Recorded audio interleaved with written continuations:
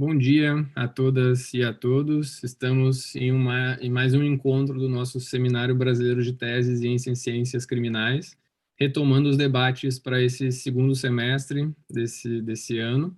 E vamos debater hoje uma tese muito interessante que relaciona processo penal com algumas bases criminológicas e filosóficas de um modo mais amplo, que é a tese do Rafael Bolt, a quem eu agradeço muito pela participação e pelo interesse de sempre colocar as ideias aqui em discussão, em debate entre nós.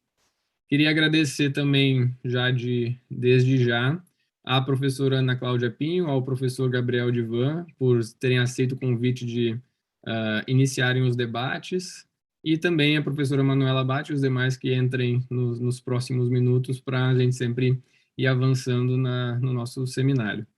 A tese do Rafael tem o título de Processo Penal e Catástrofe entre as ilusões da razão punitiva e as imagens utópicas abolicionistas.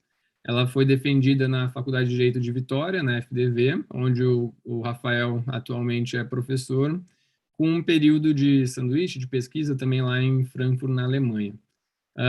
Rafael, como eu falei, é um prazer enorme contar contigo nesse nosso projeto do seminário. O Bruno teve um compromisso inesperado agora de manhã, não vai poder participar, mas disse que depois te manda umas perguntas e também assiste a gravação, te manda os cumprimentos e agradece pela tua participação. E te passo a palavra para introduzir o nosso debate, para fazer essa breve exposição preliminar da tese. Legal. Bom dia para todo mundo. Bom dia, Vinícius. Muito obrigado, primeiro, pelo convite para fazer parte desse projeto tão instigante, tão importante, né? Que é o Seminário de Teses em Ciências Criminais. A você e o Bruno, eu parabenizo pela iniciativa e pela forma como vocês têm conduzido, porque a gente tem a possibilidade de socializar trabalhos muito interessantes que são desenvolvidos no âmbito acadêmico, né, nas universidades, nas faculdades pelo nosso país e até fora. Acho que vocês têm esse mérito, né, principalmente, de socializar esses trabalhos, de construir um espaço de discussão, de debate, de aprimoramento. Então, eu fiquei muito feliz quando vocês me fizeram o convite. É um prazer participar, assistir, participei de algumas exposições de outros colegas, e há trabalhos realmente fenomenais. Tenho, inclusive, indicado para os meus alunos assistirem, aqueles que não podem assistir ao vivo, que assistam as gravações, porque muitas vezes daí, dessas exposições, eles podem tirar, inclusive, algumas ideias para pesquisas, para aprimoramento, para o avanço de debates, discussões no âmbito das ciências criminais. Queria também agradecer aqui a Ana e ao Gabriel por aceitarem o convite, participar aqui desse debate, né, acaba sendo um bate-papo também sobre o trabalho. O Vinícius deixa a gente um pouco mais tenso, eu acho. Eu espero que eu seja aprovado no final pela banca, né? Espero que a Ana, o Gabriel e a Manu me aprovem, só isso. Não precisa ser com 10, não, nem com louvor, não. Tirando 7 aí, já estou feliz, assim, sabe? Mas, então eu queria agradecer a vocês por tirarem um tempo de vocês, né, para ler o trabalho, para participarem aqui, e toda a contribuição, toda a crítica, ela é muito bem-vinda, né? Até conversávamos agora há pouco, que é um trabalho que eu defendi no ano de 2017, a tese foi defendida em 2017, foi publicada posteriormente, né, não naquele ano, mas felizmente coincidiu de eu fazer essa exposição aqui hoje com uma mensagem que eu recebi, um e-mail que eu recebi da editora Lumen Juris para publicar a segunda edição. A tese virou livro, né, foi publicado pela Lumen, essa primeira edição esgotou, o que me surpreendeu, porque é um trabalho muito acadêmico, muito teórico, né, mas vem agora uma segunda edição no início do ano que vem, então eu estou tendo a oportunidade de reler algumas coisas, repensar, né, de fazer alguns ajustes, e aí acho que com a contribuição de vocês isso se torna ainda melhor. Então, assim, sobre o trabalho especificamente, eu vou fazer aqui uma breve exposição, sem a pretensão de esgotar, porque eu acho que as contribuições dos colegas são muito mais importantes, a gente pode dialogar. Primeiramente, essa tese, ela, como todo e qualquer trabalho, ela é datada. Então, ela surge num contexto específico em que eu tinha vamos dizer assim, duas angústias, uma de cunho mais teórico e outra mais prático. Eu digo a parte teórica, por ser professor de processo penal, de criminologia já há alguns anos, e a parte prática, exatamente por uma atuação na condição de advogado criminalista.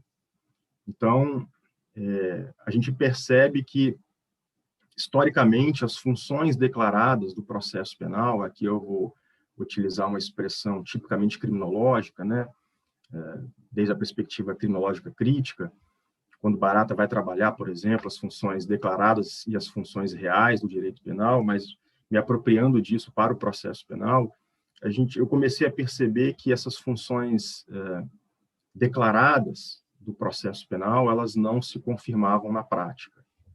Então, qualquer manual, qualquer aluno de graduação, qualquer pesquisador, quando pega um curso de processo penal, um livro de processo penal, ele vai encontrar lá que o processo possui algumas funções básicas, funções primordiais, e possui alguns valores que serviriam ou fundamentos que serviriam de base para a construção do processo, para a elaboração desse processo que eu chamo de processo penal da modernidade ou um processo penal moderno, que é o nosso processo penal contemporâneo.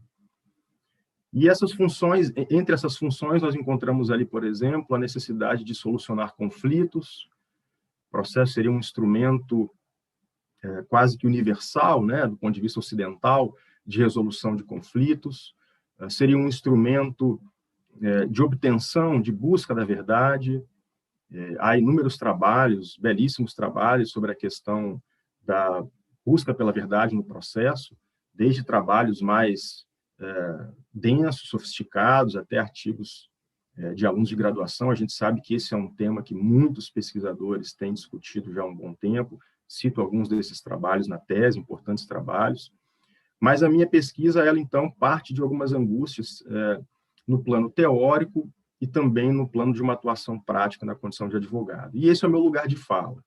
A gente não pode desconsiderar isso, né? A gente, como advogado, está diariamente sentado junto com o réu no banco dos réus. Então,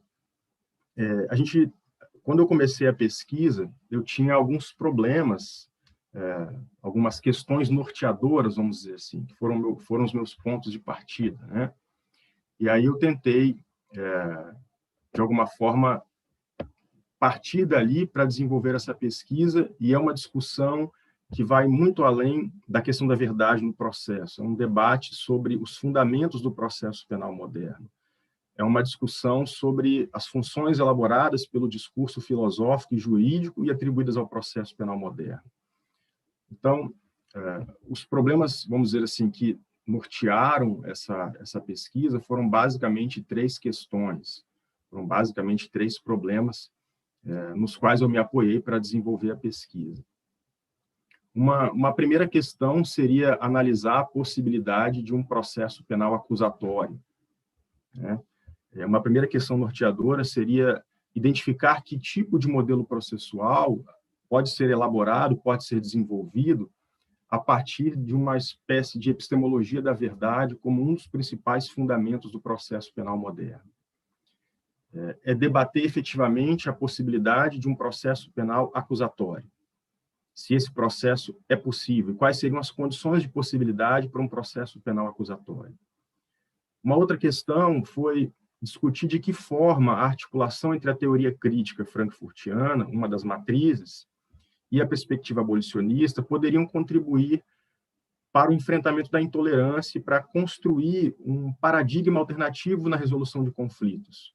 Um paradigma, um modelo alternativo que fosse capaz de reduzir os danos decorrentes do funcionamento do sistema de justiça criminal e do próprio processo penal, porque aí eu já não me amparo mais nas funções declaradas, mas nas funções reais desse processo. E, por fim, uma questão final seria, uma vez que nós reconheçamos a crise referente à forma como os conflitos são administrados pelo sistema penal tradicional, quais seriam, então, os horizontes simbólicos a serem articulados na construção de um modelo distinto de gerenciamento de conflitos? Então, foram as três questões, basicamente, que nortearam a pesquisa, e aí eu me lancei nessa busca por repensar os fundamentos do processo penal e o próprio problema da verdade na busca por alternativas epistemológicas a esse paradigma, a esse modelo contemporâneo. A ideia era permitir não apenas a efetivação dos direitos e garantias constitucionais, mas também desenvolver, indicar as condições que perpassam o mero conhecimento e possam propiciar o reconhecimento do outro, né? Esse outro que, historicamente, tem sido subjugado pela intolerância que permeia o agir dos atores processuais. Para desenvolver a pesquisa, né, ou a tese, para responder a essas questões, eu estabeleci também ali uma premissa, ou uma hipótese. Então, inicialmente, a hipótese apresentada foi a de que o modelo de inquérito, como epistemologia da verdade, apresentado por Michel Foucault, né, Foucault é um autor importante nesse diálogo, nesse percurso investigativo, aquele modelo de inquérito apresentado por ele principalmente numa obra clássica chamada A Verdade e as Formas Jurídicas, configura a principal fonte imaginária dos sistemas processuais da modernidade. Então, a partir daí, tanto no plano teórico quanto na experiência prática, o processo penal acusatório ele seria uma impossibilidade, ele consistiria numa impossibilidade lógica, epistemológica e política. Bem, a partir desse diagnóstico, dessa hipótese, obviamente que a gente teria que discutir alguns questionamentos que acabam surgindo sobre a viabilidade ou as condições de possibilidade de se elaborar alternativas no plano jurídico penal, que possam ser aplicadas, então, à gestão ou à administração de conflitos, já que o processo ele não soluciona conflitos, ele apenas vai tentar administrar ou gerir esses conflitos que foram criminalizados. Partindo aqui também de uma perspectiva criminológica, e principalmente crítica, abolicionista, o crime, ontologicamente, para alguns autores, ele não existe. O que existem são processos de criminalização, o crime como resultado de construções sociais e culturais. Então, a discussão passaria também por saber se alterações normativas, ou alteração normativa, ela seria por si só suficiente para cumprir as promessas que justificam a existência do processo contemporâneo.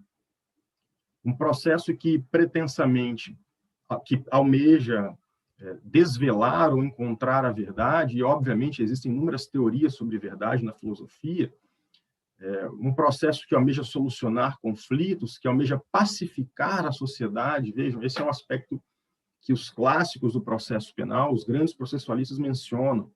O processo teria a função de solucionar conflitos e, portanto, pacificar a sociedade.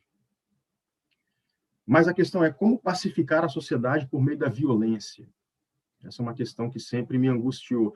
Quando a gente se depara com uma audiência, com uma sala de audiência, e como a audiência criminal funciona, como o processo é conduzido, aquilo sempre me deixou muito angustiado, porque eu percebi efetivamente que os conflitos não eram solucionados e muito menos havia uma pacificação social. O processo acabava produzindo mais violência e mais conflitos. O processo, ele tanto para a vítima, alijada da solução do conflito, participações muito acessórias, quanto também para o réu, que seria o objeto da persecução penal, ele não soluciona esses conflitos, ele não oferece respostas satisfatórias, menos ainda para a sociedade. Então, eu acabo, de alguma maneira, tentando discutir até que ponto, ou apresentar até que ponto que meramente alterações normativas, como uma reforma do CPP, como reformas pontuais do Código, na parte de prisão cautelar, o reconhecimento do juiz de garantias, por exemplo, até que ponto que isso seria suficiente para cumprir essas promessas que acabam sustentando, justificando, legitimando a existência do próprio processo penal. Um processo que se pretende acusatório.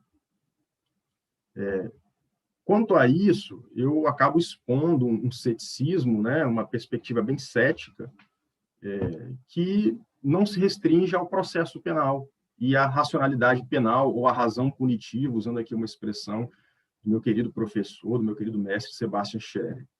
Mas há também aqui um ceticismo que se projeta sobre modelos que, apesar da sua relevância e da pretensão emancipatória, como, por exemplo, a justiça restaurativa, a justiça reconstrutiva, dificilmente vão conseguir produzir uma transformação genuína da justiça, se forem preservados o tratamento penal dos conflitos e a atual conjuntura socioeconômica. Em outras palavras, utilizando aqui de alguns autores abolicionistas, porque a gente precisa deixar claro que o abolicionismo não é um movimento homogêneo, não existe uma igualdade no pensamento desses autores, uma homogeneidade. Algumas premissas são, obviamente, compartilhadas, mas não existe uma homogeneidade dentro desse movimento, que é um movimento heterogêneo, amplo, complexo, utilizando, então, do pensamento de alguns desses autores, como o próprio professor Sebastian Scherer, o Mathiesen e alguns outros, eu chego à conclusão, junto com alguns outros grandes professores, grandes mestres, de que não seria possível transformar o atual paradigma, o modelo de resolução de conflitos, pensar em alternativas no contexto da racionalidade penal e no contexto desse modelo, no plano desse modelo socioeconômico, da atual conjuntura socioeconômica. O que eu quero dizer com isso? Alguns abolicionistas, alguns autores, alguns críticos do processo do direito penal vão propor a imediata abolição desse sistema. Meu querido e saudoso amigo, sócio, irmão Tiago Fabres de Carvalho, que foi também um professor, uma pessoa muito importante na minha formação, ele acreditava, por exemplo, com base em Luke Husman, que seria possível uma abolição imediata do sistema de justiça criminal, uma vez que esse abolicionismo, de fato, ele já existe, levando em consideração, por exemplo, as cifras ocultas da criminalidade. Mas eu parto aí, a partir de um diálogo com esses autores, eu parto de uma premissa um pouco distinta, de que não seria possível abolir o sistema de justiça criminal sem transformar as estruturas sociais, socioeconômicas da nossa sociedade. Isso me levou, obviamente, a tentar resgatar aquilo que eu chamo de imagens utópicas. Se, de um lado, existe uma crítica à razão punitiva, à racionalidade penal moderna, por um outro lado, uma tentativa também de resgatar um termo que Walter Benjamin trabalha numa obra chamada A Vida dos Estudantes, que são as imagens utópicas, que é um tanto diferente meramente de utopia, mas essas imagens utópicas que pudessem, de alguma forma, nos conduzir a uma interrupção da barbárie punitiva, daquilo que eu chamo de barbárie punitiva. Porque o sistema de justiça criminal, como eu disse, mais do que resolver problemas, ele produz violência, ele produz mais conflitos. Se nós olharmos para o nosso sistema carcerário, a gente percebe isso muito claramente. Se nós olharmos para as grandes operações que são deflagradas diariamente no nosso país, a gente percebe isso muito claramente. Quando nós discutimos, por exemplo, lawfare, que tantas pessoas vêm debatendo, a gente percebe isso de maneira muito clara, que esse é um sistema que fracassou, que não consegue cumprir suas funções declaradas. É um sistema em crise, e talvez essa crise essa seja uma crise estrutural, ela não diz respeito meramente a uma questão circunstancial, ela não se limita à América Latina ou ao Brasil, porque a seletividade, por exemplo, ela é estrutural no sistema de justiça criminal, mas a tentativa de resgatar essas imagens utópicas, ela se dá exatamente para buscar um novo modelo. Mas, nesse ponto, eu acho que essas imagens utópicas, elas vão deixar claro que não seria possível, então, um modelo alternativo que não fosse colonizado pelo sistema penal. O grande risco, e isso os grandes estudiosos da justiça restaurativa apontam, um dos grandes riscos desses modelos alternativos ao sistema tradicional seria exatamente a colonização, a cooptação desses sistemas alternativos, ou dessas práticas alternativas, pela racionalidade penal, pela lógica punitiva.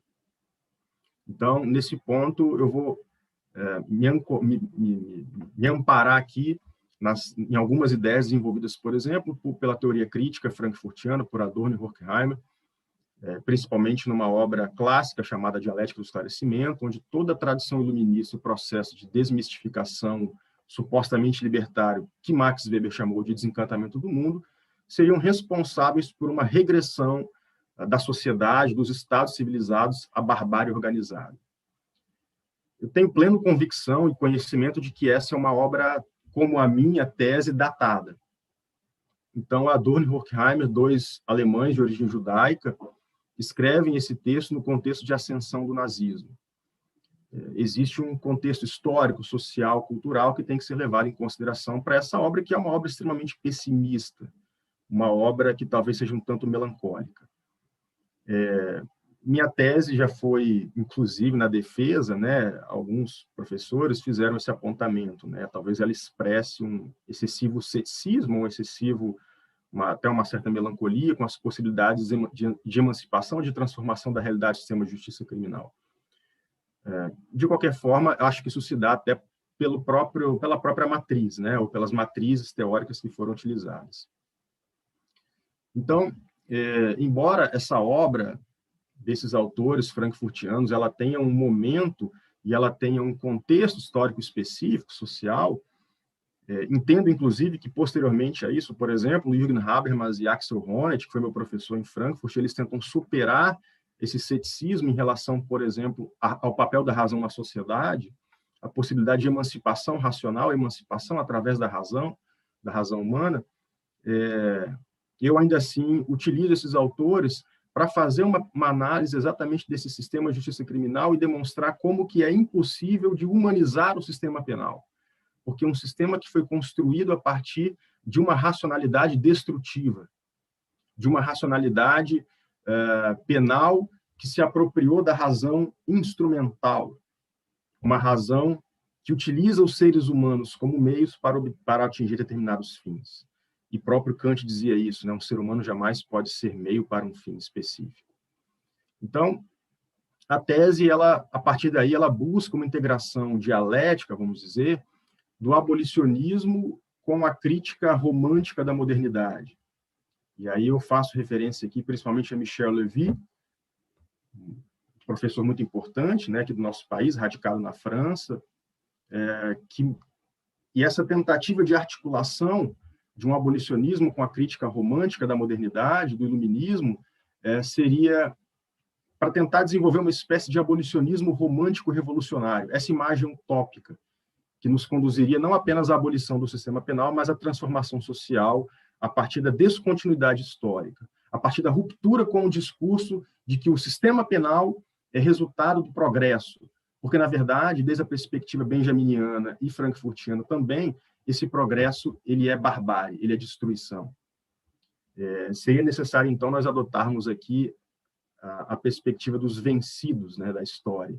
Quem são os vencidos da história? Entre outros, são mulheres que foram coisificadas, são negros que foram escravizados, são judeus que foram perseguidos, vítimas de genocídio, mas são também esses réus, são também os sujeitos que são invisibilizados pelo sistema pela sociedade, socialmente invisibilizados, mas que se tornam alvo do sistema de justiça criminal diariamente. E são vítimas de um sistema violento, de um sistema genocida, como vai dizer o Zaffaroni. Bem, claro que, só finalizando aqui essa breve exposição, no final das contas, apesar de todas as críticas ao processo penal moderno e à própria modernidade, né, é um trabalho que tenta fazer uma crítica do poder, não só do processo, não se trata, obviamente, de abandonar todas as conquistas históricas ou de negar a contribuição do iluminismo no contexto de um novo modelo de justiça. Mas é necessário desconstruir alguns consensos que foram desenvolvidos, que foram elaborados desde a modernidade. Não é fácil, mas para isso a gente precisaria necessariamente abandonar essa ideologia do progresso linear e assumirmos uma nova racionalidade. A ideologia do progresso linear nos leva à concepção de que nós estamos caminhando rumo a algo melhor, de que a sociedade, isso é tipicamente hegeliano, a sociedade está caminhando rumo à emancipação, como se nós estivéssemos transitando por etapas, historicamente, que o amanhã será melhor do que o ontem, quando, na verdade, a história nos mostra exatamente o contrário. O nazismo aconteceu na Alemanha, no país de Goethe, no país de Kant, no país de tantos filósofos importantes, iluministas, de tantos pensadores esclarecidos, posteriormente à escravidão. Então, nada indica que o amanhã será melhor do que o hoje, sendo um pouco mais expondo um pouco mais desse meu ceticismo, mas nada indica que o amanhã será melhor do que hoje. A ideia da tese era também apontar as contradições inerentes ao projeto sociocultural da modernidade, de onde decorre o processo penal, o sistema de justiça criminal contemporâneo, e oferecer uma contribuição para tentar resgatar as promessas democráticas, né, as nossas pretensões de democratização, de humanização. Então, eu acho que nós estamos hoje, continuamos diante de um paradoxo, mais uma vez fazendo uma menção aqui a Adorno e Horkheimer, aquela primeira geração que para alguns filósofos teria sido superada pelas gerações posteriores. Acho que nós estamos diante de um paradoxo, porque a emancipação, a pretensão de emancipação pela razão acabou aprisionando a sociedade e a inumanidade. E a nossa sociedade, ou a terra, como dizem eles, resplandecem sob o signo de uma calamidade triunfal. Então, assim como fez Ulisses, que foi dominado pela própria razão que deveria libertá-lo, nós estamos sacrificando a liberdade e, seduzidos pelo canto das sereias, acabamos nos deixando enlaçar pela unidimensionalidade da racionalidade penal moderna. E aí eu finalizo aqui fazendo uma referência a um quadro de Paul Klee, quando ele ali Benjamin se apropria dessa obra, esse quadro, um trabalho artístico de Klee, sobre o anjo da história, né? E ele diz que esse anjo da história ele se volta para o passado e vê apenas ruínas sobre ruínas. Então a gente precisa interromper o curso dessa história, e talvez interromper o curso dessa história e repensar o nosso processo penal, repensar o sistema de justiça criminal, pensar em alternativas a eles, será o início certamente de uma transformação, de uma revolução. São as questões que eu queria colocar para a gente discutir, né? Não, como eu disse, o trabalho é um trabalho essencialmente interdisciplinar. Isso tem muito a ver com a minha formação. Eu sou formado em comunicação social e em direito, e eu sempre prezei por trabalhos dessa natureza. Uma pesquisa, durante o tempo em que eu estive na Alemanha, em Frankfurt, eu acabei ficando mais perto da filosofia do que propriamente do direito, embora meu orientador lá fosse o professor Wilfried Neumann, mas também tem uma bagagem filosófica enorme. Não tenho nenhuma pretensão de ser filósofo, peço desculpas por qualquer tipo de equívoco, né, no tratamento dessas teorias ou dessas ideias, obviamente, mas são questões que acho que precisavam ser consideradas num trabalho dessa natureza, num trabalho que se pretende transdisciplinar, interdisciplinar, né? Não é um trabalho meramente dogmático, o que acaba gerando, obviamente, alguns inconvenientes, alguns problemas, até porque, só fechando agora, de lá para cá eu venho repensando muitas coisas. E eu acho que eu sou uma pessoa que tem um pensamento, um trabalho talvez heterodoxo, né, e contraditório em alguns pontos. Eu acho que a contradição faz parte do ser humano, mas tenho conversado com alguns colegas que são abolicionistas convictos aqui no Brasil e fora, e recentemente eu até disse para eles, falei, olha, eu acho que a gente precisa no Brasil de resgatar o iluminismo, apesar de algumas críticas, por exemplo, que a gente faz ao alcance restrito ou limitado do garantismo penal, a gente ainda vive pré-modernidade quando se fala em justiça criminal. Então, muitos dos nossos juízes, advogados, promotores não conhecem nenhum princípio da legalidade. Então, a gente, de fato, precisa resgatar o iluminismo. Talvez a grande revolução seja resgatar e conseguir efetivar aqueles preceitos tipicamente modernos ou iluministas, né? Talvez o princípio da legalidade seja hoje a grande revolução.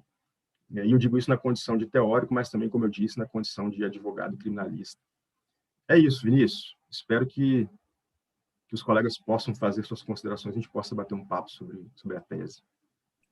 Maravilha. Obrigado, Rafael. Acho que foi uma introdução bem explicada dos pontos principais para a gente começar o debate. Gabriel, eu ia passar primeiro para a Ana, só que ela me mandou mensagem que caiu, acho que a internet, ela está tentando voltar. Então, pensei em passar para ti primeiro, aí quando ela voltar a gente passa para ela logo depois, pode ser? Claro, claro. Perfeito. Então, obrigado. Só rapidamente, queria agradecer ao professor Dr. Gabriel Divan pela participação. Sempre é um prazer te ouvir, debater contigo e fique à vontade para as considerações. Bom, beleza. Em primeiro lugar, então, né, eu tenho que fazer aquela pergunta preliminar que envolve todo e qualquer evento online, né? Me ouvem e me escutam bem, né? Pelo menos por enquanto. Muito obrigado, Vinícius.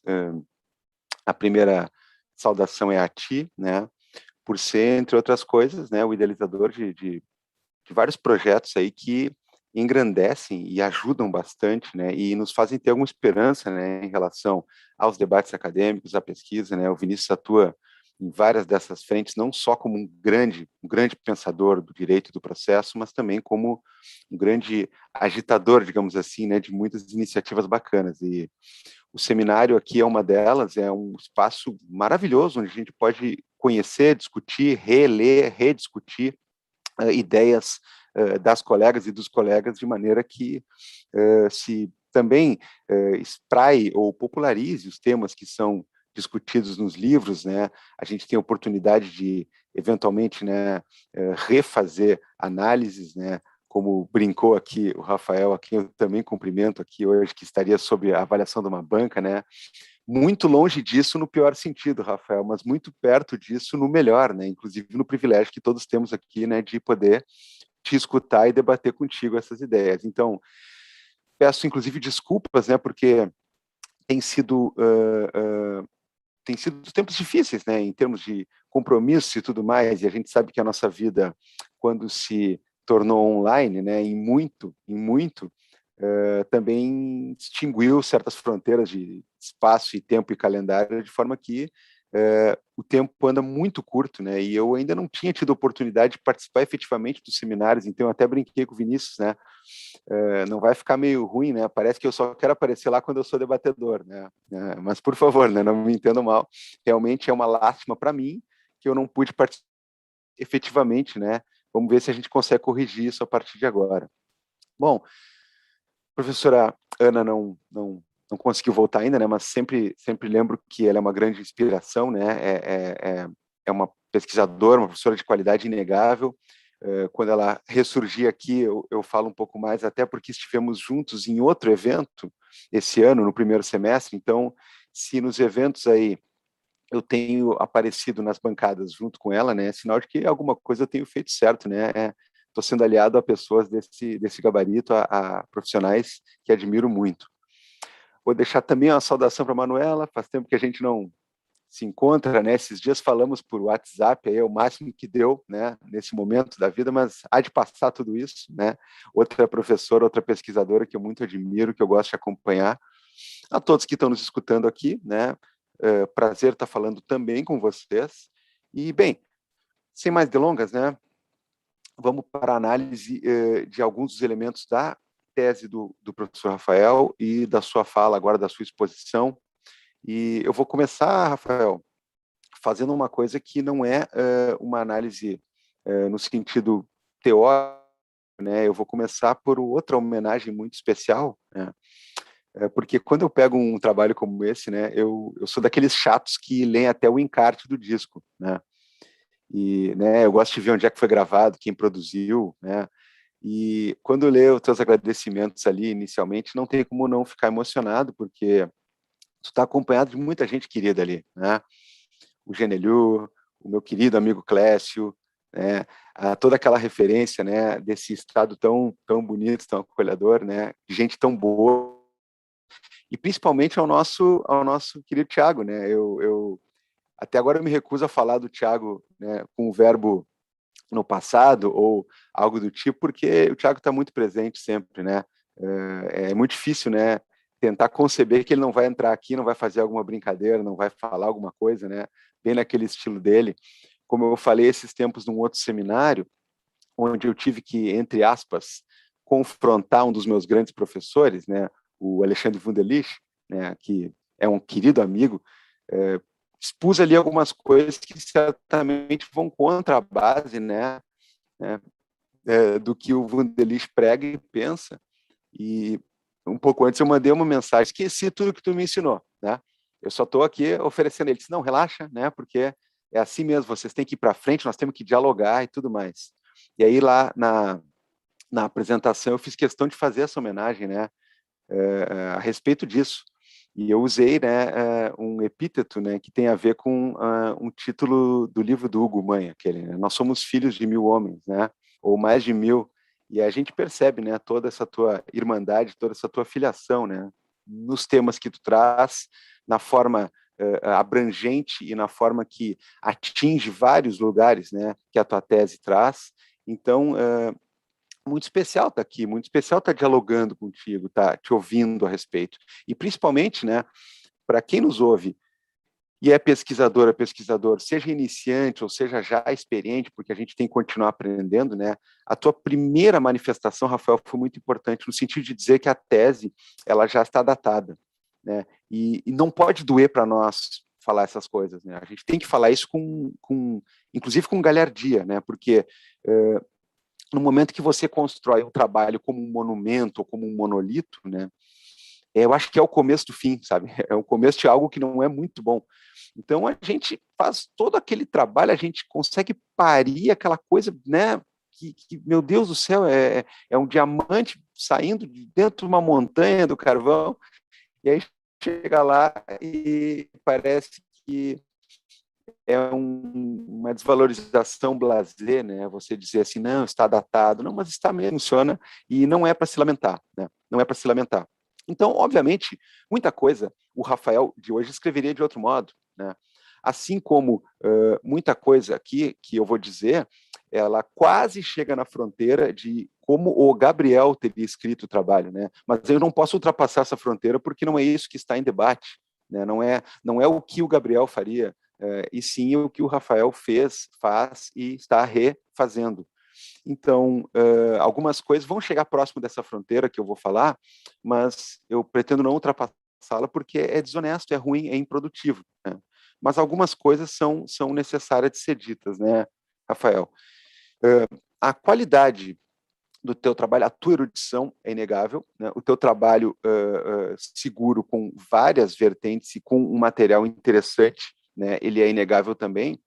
Mas uma primeira questão que eu coloco, né, para debate, ou até para ser convencido a respeito disso, eu acho que tu aporta em muitos lugares, né? É muita gente no teu trabalho, né?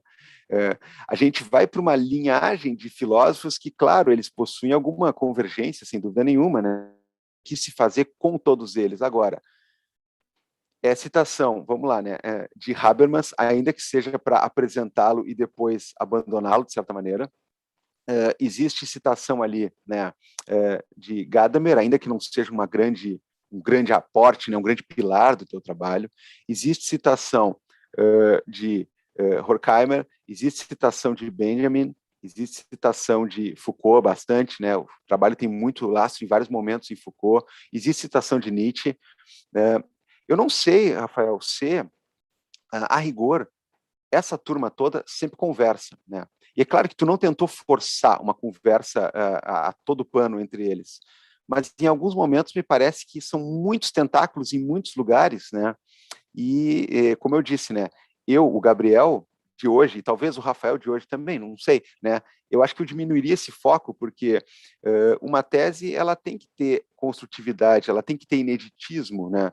Mas ao mesmo tempo, eu acho que quando ela se espalha demais, né, ela acaba muitas vezes perdendo algumas potências em relação a alguns aspectos que poderiam ser mais fortes. É claro, a gente quer abraçar, a gente quer abranger, né?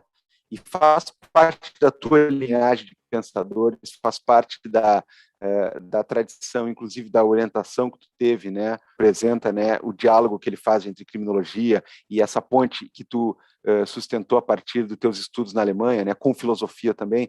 Agora, me parece que dá para centralizar algumas potências, né? E aí é o duro de toda a tese, é o duro de toda a pesquisa, né? A gente não pode abranger tudo que a gente acha pertinente, e aí vão ficar coisas pelo caminho, né? E eu acho que tu tentou, na medida do possível, né, não deixar coisas pelo caminho, né? E aí, é claro, né, tu conseguiu carregar bem toda a tua bagagem, né? Mas poderia deixar alguma mão livre, né, para atacar algum outro ponto, para carregar alguma outra sacola dessas, né?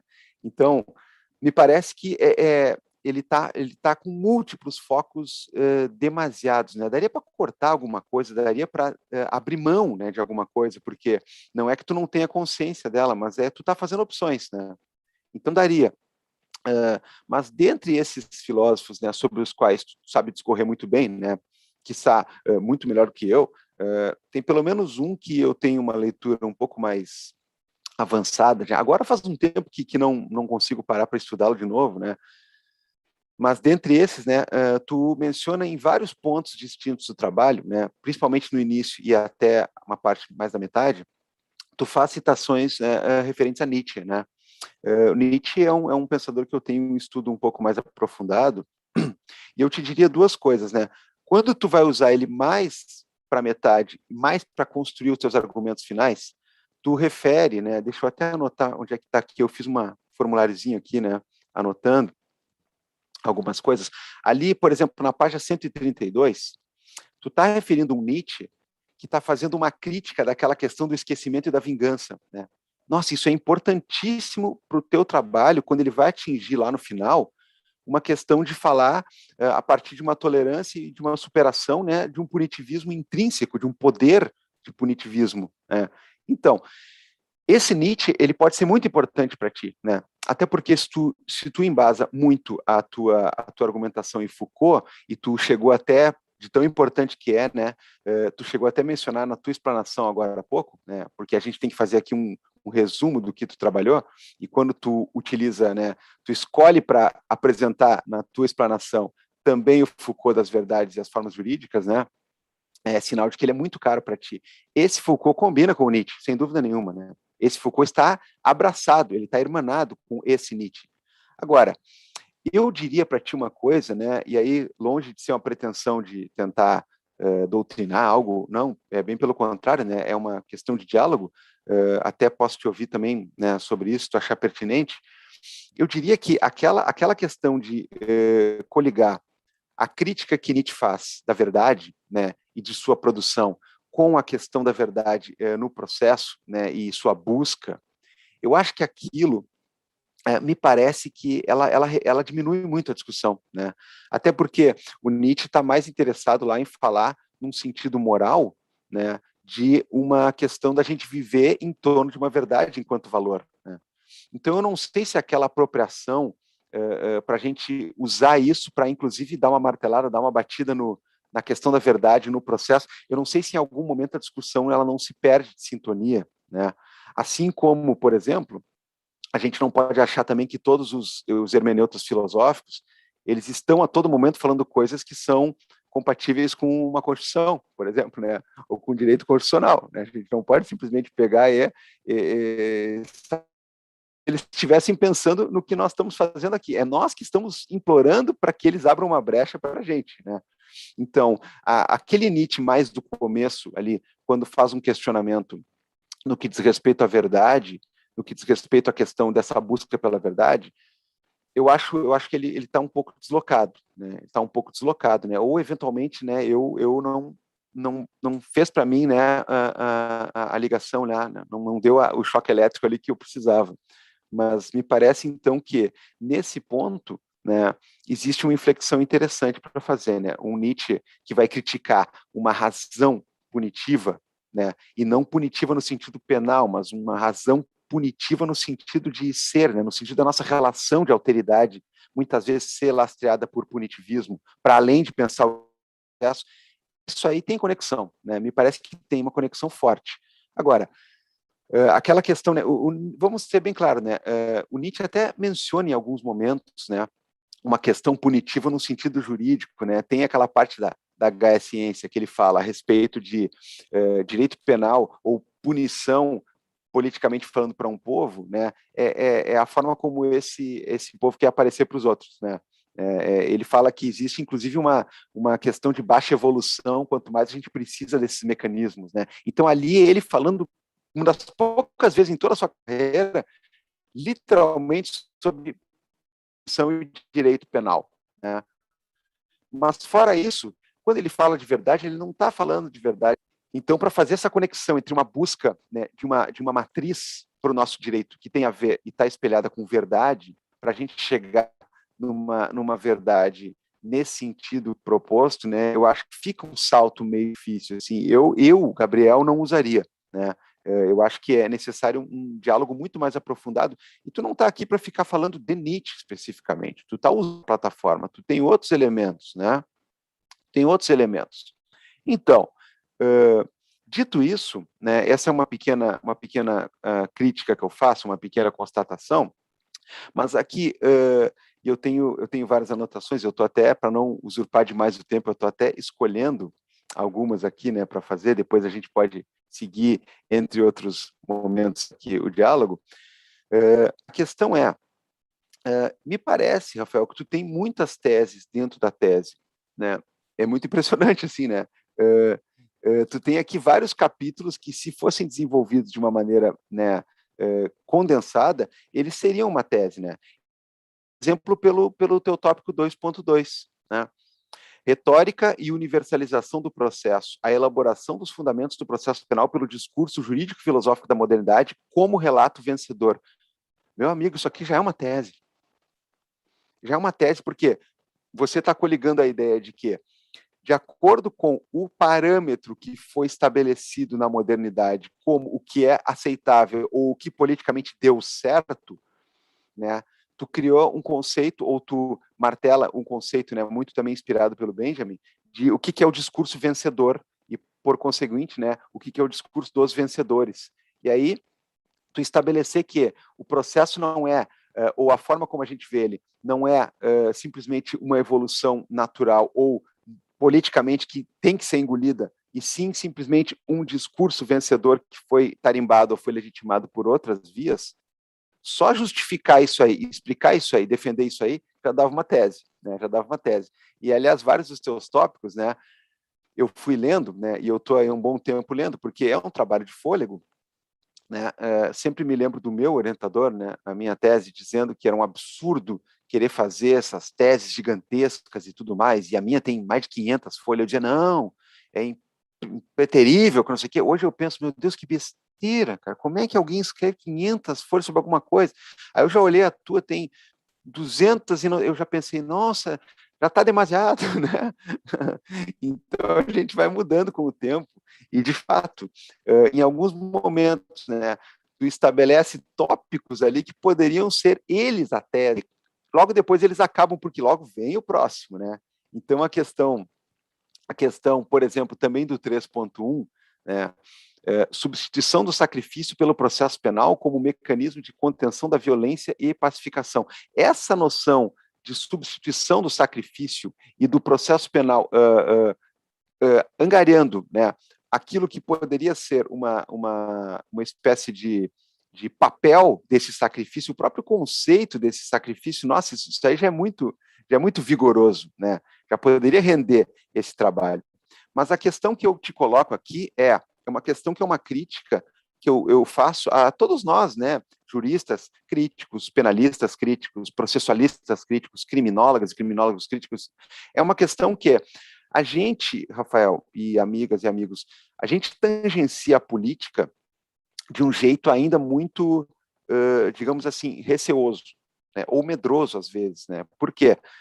A gente tende a tangenciar do ponto de vista crítico à política a partir, né, das fronteiras que o direito nos oferece. E isso aí ou acaba gerando uma espécie de questão, digamos assim, de controle, que faz com que nós nos cerquemos nas nossas fronteiras como se a política não fosse maior que o direito, e como se o direito não fosse política, né? Então, eu fico às vezes pensando, né, a gente fala tanto de política a partir dos fenômenos e dos parâmetros dessa questão que a gente está acostumado a criticar, né? A gente fala de uma questão de poder exercido a partir de um controle do processo penal que ainda deve muito às bases da Inquisitio, né? Isso tu fala muito, mas a gente precisa de uma questão de trabalhar com política e com os alicerces da política de uma maneira mais aberta, até para assumir essa chaga, para assumir esse problema, né? Eu acho que o problema do processo penal não é nem a influência da Inquisitio, que é muito forte, sem dúvida nenhuma, até porque vai dizer o Foucault, né, que ela não é só um tipo de metodologia ou um tipo de ferramenta, ela é a nossa própria forma de produzir verdade, né? É inquisitorial, no instante que a gente rompe com outros parâmetros. Mas a questão, no final das contas, né, até para já encerrar a minha fala, é justamente essa, né? Quando a gente pensa política, né, a gente poderia pensar uma série de outras coisas, né? Eu tenho me dedicado muito, Rafael, aos estudos de entrecruza, né, entre capital, racionalidade neoliberal e direito e processo penal, principalmente, né? E aí a questão, me parece que é uma questão de racionalidade.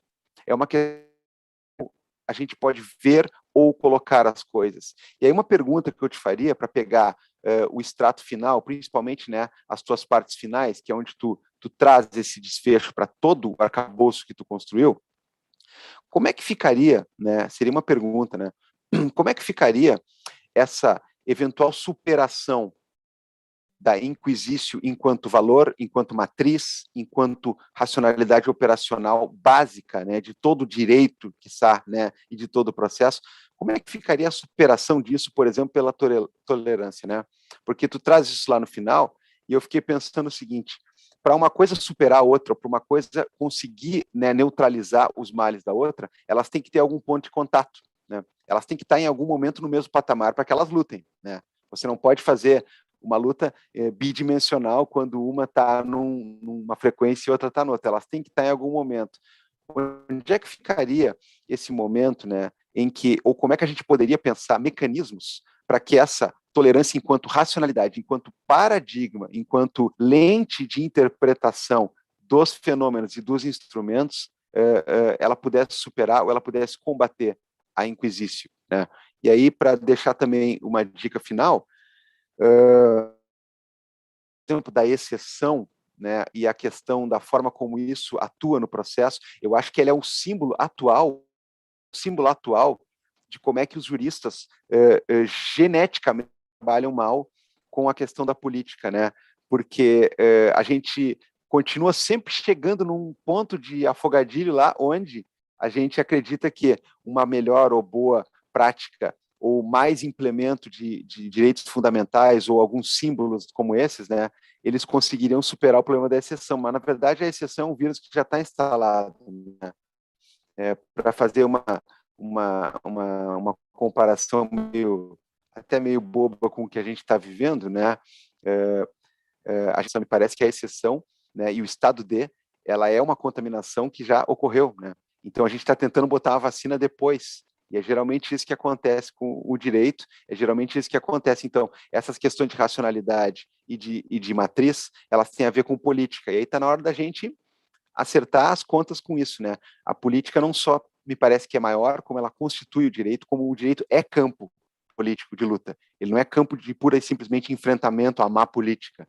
Então tem esse detalhe aí. Mas me chamou a atenção esse teu final, uma raiz de um abolicionismo dentro de tolerância a superar uma outra matriz, que me parece, né, ali um dos pontos-chave do teu trabalho, que é muito extenso, e não é tão extenso no sentido de número de páginas, mas ele tem muita coisa ali dentro, né? Inclusive ele prejudica uma manifestação como essa, que tem que simplesmente, né, se dar por encerrada de uma hora para outra. Afinal de contas, né, daria para falar de muitas e muitas coisas do que tu trabalhou.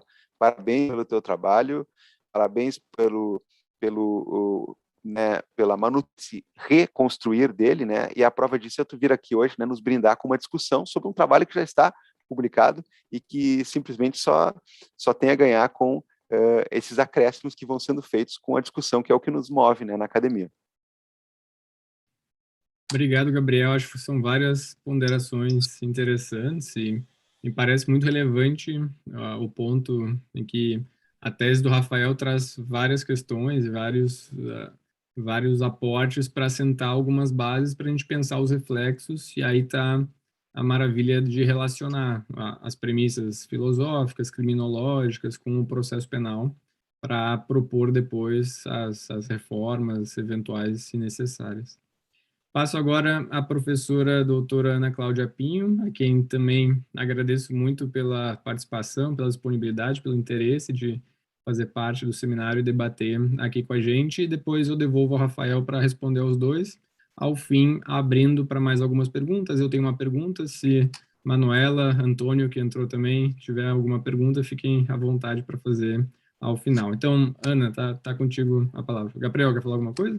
Eu só queria agora que a professora Ana Cláudia voltou aqui, Só queria refazer a saudação que eu fiz a ela, porque é segunda vez nesse ano que estamos participando juntos de uma bancada, e é um prazer muito grande.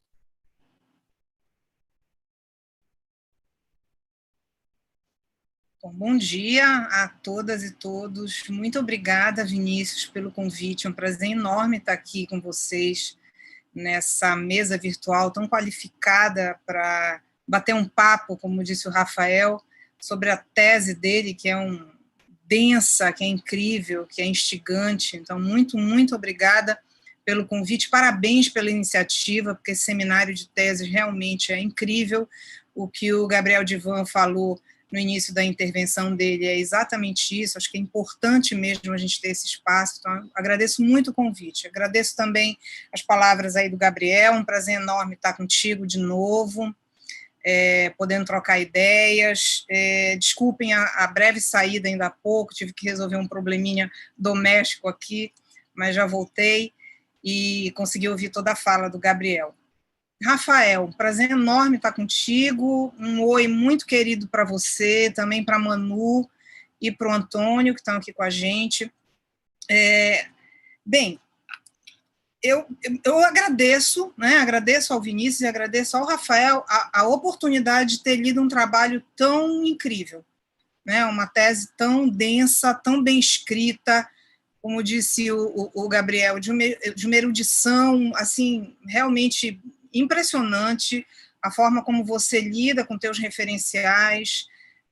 Eu concordo com o Gabriel que, às vezes, esse mix de muitos autores densos, muitos autores importantes, eu fico um pouco receosa se eles conversam e a partir de que ponto eles podem ou não conversar, mas a parte isso que o Gabriel já falou muito bem, eu só tenho realmente a agradecer a oportunidade de ter lido a tua tese.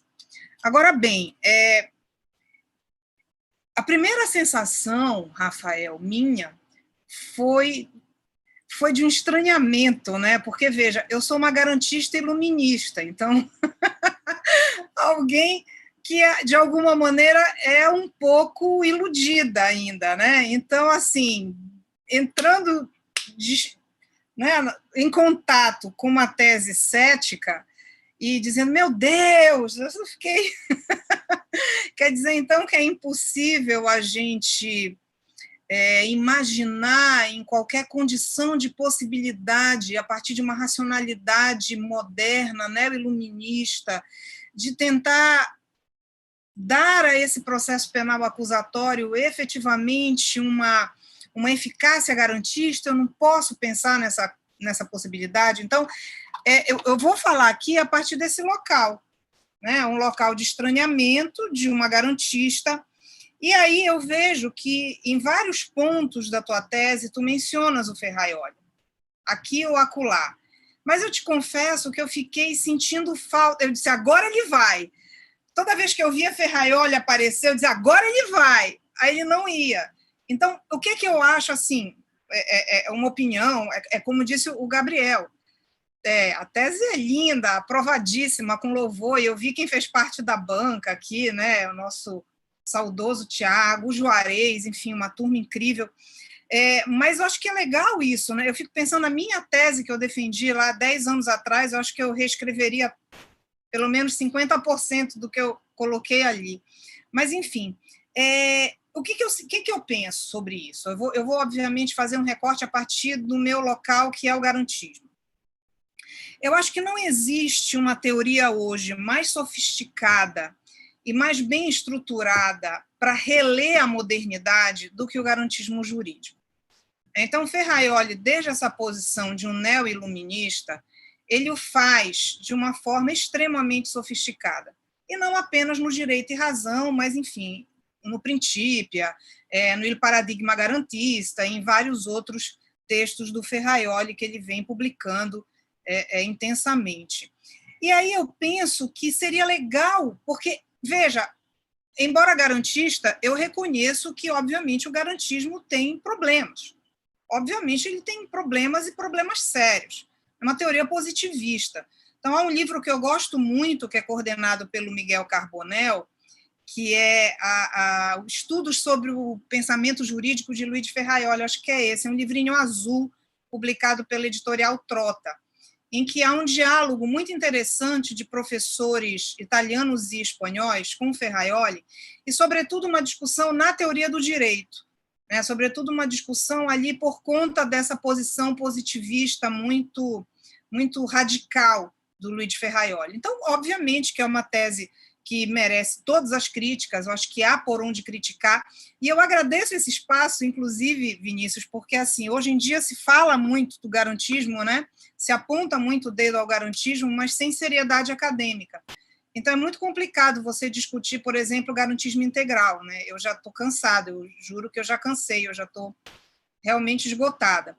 Mas esse espaço aqui é fundamental, esse espaço de uma crítica abalizada, de uma crítica séria, de uma crítica bem-vinda aos postulados modernos, ao iluminismo e, ao fim e ao cabo, ao garantismo, eu acho que é aqui que a gente pode, sim, construir alguma coisa. Então, o que eu penso inicialmente em relação a isso, Rafael? Que talvez fosse interessante pegar alguns postulados do Ferraioli e ir em cima mesmo, entendeu? E ver que tipo de crítica tu poderias articular, mas mais profundo, porque eu vejo que o Ferraioli ele ficou ali na tese muito superficialmente. E quando tu partes da tua premissa, tu partes de uma premissa que me permite aqui a ousadia, a tua premissa ela fica numa zona de conforto, obviamente, para uma crítica abolicionista, no sentido de dizer, a minha premissa é de que a verdade do processo penal ela é uma verdade real, ela é uma verdade inquisitória, ela é uma verdade que se concentra em toda a estrutura do inquérito policial. Então, o inquérito policial, por ter essa tradição, ele vai contaminar, foi isso que eu entendi, toda qualquer possibilidade de um processo garantista, de um processo constitucionalmente orientado. Eu não posso pensar nisso, porque eu já começo errado.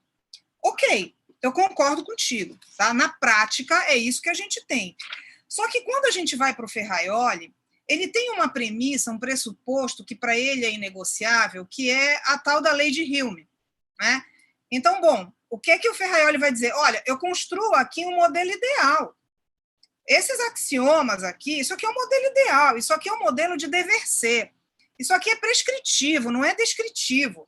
Isso aqui eu estou mostrando o que deve ser, eu não estou mostrando o que é.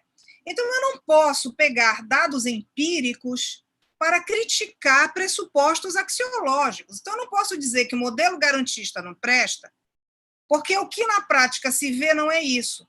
Ele vai dizer, olha, isso aí é uma baita de uma confusão de ser e dever ser, isso é uma baita confusão de moral e direito, e isso está errado. Tanto que tem uma nota de rodapé muito interessante dele, nesse livrinho dele, que eu gosto muito, que é o Paradigma Garantista, né?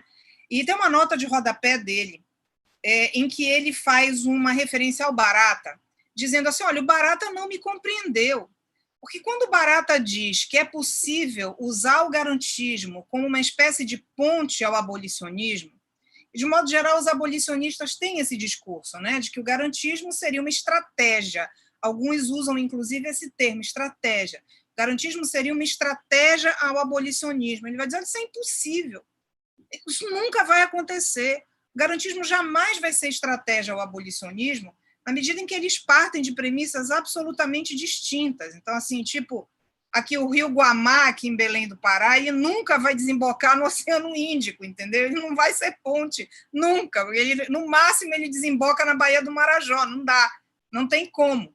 Então, é interessante ver essa discussão, porque isso não é de hoje, né? Essa discussão de garantistas e abolicionistas, ela já vem desde Ferraioli e Barata, né? Ali eles já falavam disso, enfim. Então, acho legal se apropriar novamente dessa discussão, porque acho que dá para reler isso. Porque, assim, eu vejo, né, Rafael e todo mundo que está aqui, que, ao fim e ao cabo, nós todos queremos a mesma coisa. Todo mundo aqui quer a mesma coisa. A gente quer um sistema de justiça criminal mais justo. A gente quer criar condições de possibilidade de pelo amor de Deus, de ter menos arbitrariedade, de não ter genocídio, enfim, de ter um sistema de justiça criminal minimamente aceitável. Claro que a gente vai por vias diferentes. Então, esse é um primeiro ponto que eu queria te dizer. Os pressupostos da tua tese, eles são totalmente antigarantistas. Por exemplo, tu parte do pressuposto que, eu acho que isso está na página 126, eu anotei aqui, que o direito processual penal teria por objetivo a eficiência e a condenação. É verdade. Isso é o que se vê hoje. Hoje se pensa em processo penal como um caminho para a condenação. Mas não é esse o pressuposto do Ferraioli, não é esse o pressuposto garantista. O direito processual penal, do ponto de vista do Ferraioli, é uma instituição de garantias, é para garantir direitos. Então, ele está muito mais preocupado com a reação do Estado, é aquilo que ele vai falar do duplo fim do direito penal, ele está muito mais preocupado com essas reações arbitrárias do que propriamente com uma ideologia de defesa social, né? Bem, outra coisa que me chamou a atenção na tua tese, você admite que nós temos um problema estrutural de autoritarismo. Tanto que você diz que não adiantam as mudanças legislativas. Eu estou de acordo contigo. Também acho que não adiantam somente as mudanças legislativas. Mas, como boa garantista, eu acho que elas são necessárias. Eu acho que elas não são suficientes, mas eu penso que elas são necessárias. Eu vou te dar um exemplo aqui. Recentemente, com a história da lei anticrime, acho que é no 315 ou no 316, aí vocês me corrijam lá do CPP, porque aí quando uma penalista vem falar de processo penal é complicado, né? Mas, enfim, eu acho que é o 315 ou 316, ele passou a exigir constrangimentos decisórios do juiz na hora, por exemplo, de decretar uma preventiva. Então, eu não estou dizendo com isso que, de repente, veio o 315 ou 316 e agora não tem mais prisão preventiva para garantia de ordem pública. Não é isso que eu estou dizendo. Inclusive, eu tenho até uma proposta de escrever um artigo com a Manu, que eu acho que ela já saiu daqui, para a gente fazer uma análise nisso de um ano para cá, como é que estão essas preventivas. Mas, enfim, não estou dizendo que a coisa acabou, mas eu estou dizendo que agora eu tenho constrangimento. Eu estou dizendo que agora o juiz, pelo menos, vai ter que ter um pouquinho mais de trabalho, porque ele não pode citar paráfrase de ato normativo, ele não pode descontextualizar, ele não vai... Enfim, a lei, de alguma maneira, fez ali um serviço que, se isso pelas instituições de garantia, e nesse ponto eu sou bem Ferraioli mesmo, se a gente tivesse instituições de garantias que levasse isso adiante, a gente poderia ter, sim, alguma mudança. Eu parto também da minha experiência na promotoria, né? Então, assim, eu falei no início do nosso bate-papo aqui, que eu estou desde maio afastada da promotoria, eu fui convidada para assumir um centro de apoio operacional de direitos humanos aqui no Ministério Público, então desde maio eu estou fora da promotoria criminal, mas enfim, até maio eu estava lá.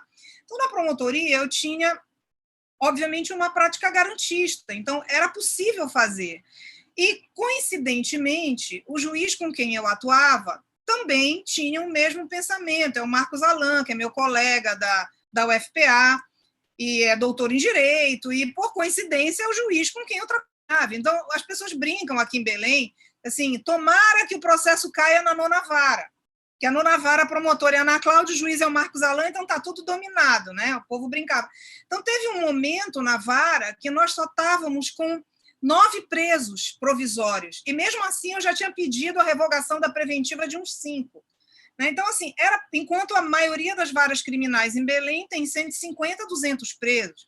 Então, o que eu quero dizer com isso, tentando trazer a coisa mais para o concreto, é que eu vejo que eu não sei se eu sou uma sonhadora, eu confesso, sou canceriana, gente, dei o desconto, mas eu tenho esperança de que, se a gente reforçar as instituições de garantia, é possível fazer desde dentro, é possível fazer a partir do próprio direito. Então, quando tu reconheces que há um problema estrutural de autoritarismo, a minha pergunta para ti, Rafael, é o seguinte: como eu posso pensar numa gestão democrática de conflitos, seja por meio da justiça restaurativa, sei lá, como eu posso pensar se estruturalmente eu tenho um problema aqui de autoritarismo? E aí, o livro do Ricardo é incrível, né? O trabalho do Ricardo Glockner sobre isso. Eu tenho tive um orientando do doutorado, que publicou agora pela Tirante, uma tese excelente, até sugeri o Vini de convidá-lo qualquer dia, é o José Edivaldo Salles. A tese dele foi Autoritarismo e Garantismo. Ele fez uma análise muito legal. Então, se eu reconheço que é estruturalmente autoritário, desde sempre, e sob qualquer perspectiva, eu posso fazer um recorte legislativo, lá das ordenações filipinas, até chegar ao Código de 41, e eu vou ver que é autoritário. Se é assim, como eu posso pensar em uma gestão democrática fora do processo penal? Eu queria te ouvir um pouco sobre isso, sabe? Como seria isso? E só uma última coisa que eu não quero me alongar, que eu quero mais é te ouvir mesmo. É uma última coisa, que é algo que me incomoda, e eu queria dividir essa angústia com vocês. Com vocês que são da criminologia crítica, que tem mais essa base. Eu já tive algumas discussões, até aqui na UFPA, com a galera da criminologia crítica, porque, assim, às vezes me parece que o discurso fica um pouco enviesado. Por um lado, são pessoas, aqui eu tenho colegas, professores, que defendem o abolicionismo, defendem os abolicionismos, as práticas abolicionistas, mas, por outro lado, defendem a punição exacerbada quando, por exemplo, eu estou trabalhando com criminologia feminista. Ok? E aí chega uma situação e, não, mas para cá eu posso fazer...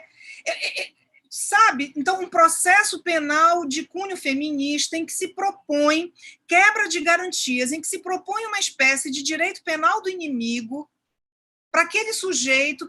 E isso me incomoda. E eu queria te ouvir um pouquinho sobre isso. Eu vi na tua tese, aliás, parabéns por isso, eu vi na tua tese um equilíbrio que eu achei incrível.